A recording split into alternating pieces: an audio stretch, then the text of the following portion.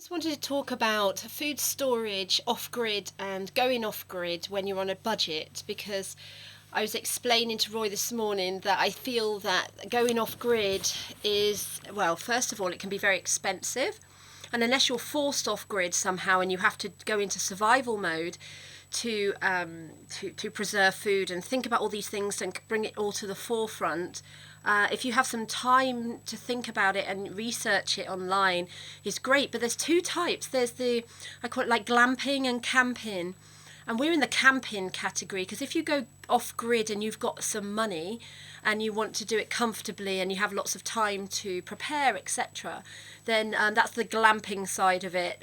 You could spend a lot of money on building huge storage units outside and inside, etc. If people that don't have a lot of money and which would do it on a budget are well, you've got to use what you've got in your surroundings, reuse things, and really think logically. But the glamping side of it has only been, it's like posh hippies, that type of idea, where people before in the tribes and things, they just used what they had to do from their natural environment. And that's what we're trying to do, basically. You can see behind me that we've been learning how to can the jars, but this year we're going to buy some more jars. Because we want to end up surviving off our yearly crop from our garden.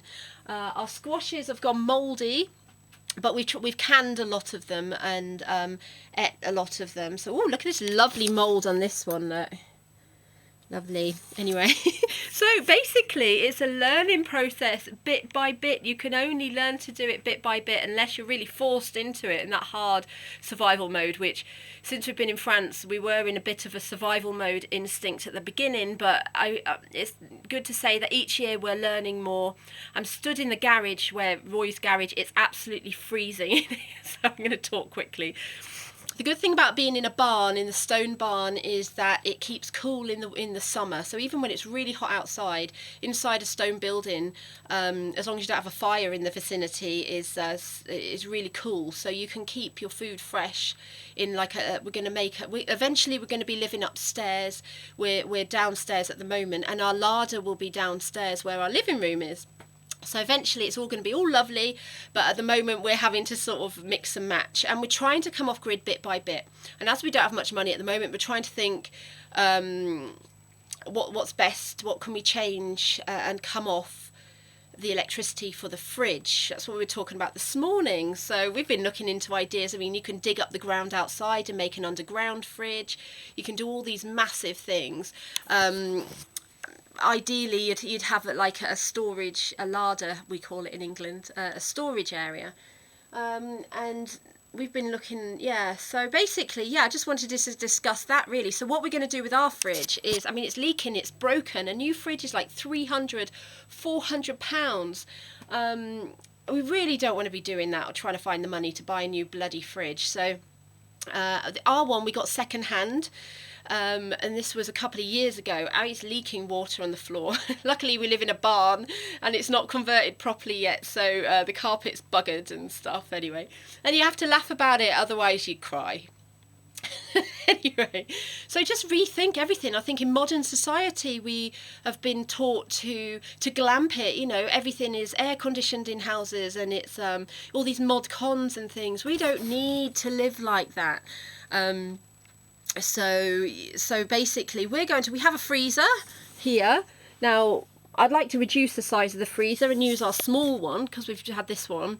There is no nutritional value in frozen food, and we are doing the canning, which isn't the best way for keep nutrition, but it's how to survive and eat during the winter and the spring months. So try not to digress. So what we're going to do is at the moment, so bit by bit, we're going to turn our fridge off, the electricity, and we're going to bring it in here where it's really cold, and we're going to use the ice packs, because we've been looking into how the Amish and how off-gridders use their freezers, off-grid freezers, and they have huge chunks of ice, and Roy's like, where are we going to get this bloody ice from?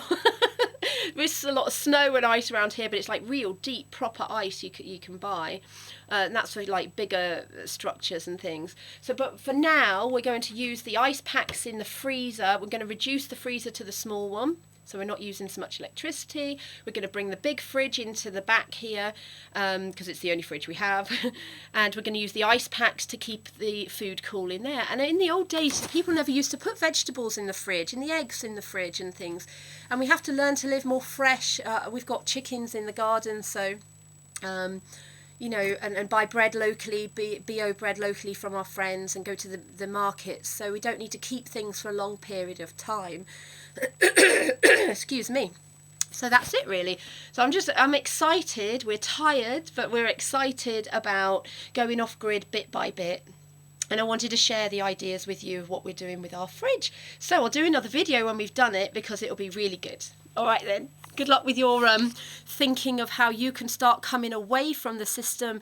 The electricity is so expensive at the moment. Start thinking, looking around your house and thinking, what exactly do we need? That's the key. All right, have a good day. Bye.